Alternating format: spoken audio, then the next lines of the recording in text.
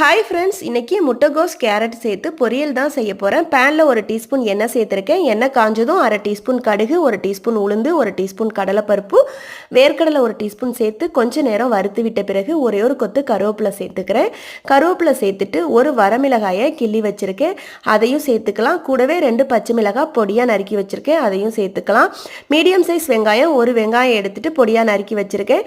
இப்போ கலந்து விட்ட பிறகு ஒரு 1/4 டீஸ்பூன் மட்டும் உப்பு சேர்த்து வெங்காயம் கண்ணாடி பதம் வரணும் அந்த அளவுக்கு வதக்கின பிறகு அரிஞ்சு வச்சிருந்த முட்டைகோஸ் கேரட் ரெண்டையும் சேர்த்துக்கலாம். 1/4 கிலோ அளவு முட்டைகோஸ், ஒரு கேரட் எடுத்திருந்தேன்.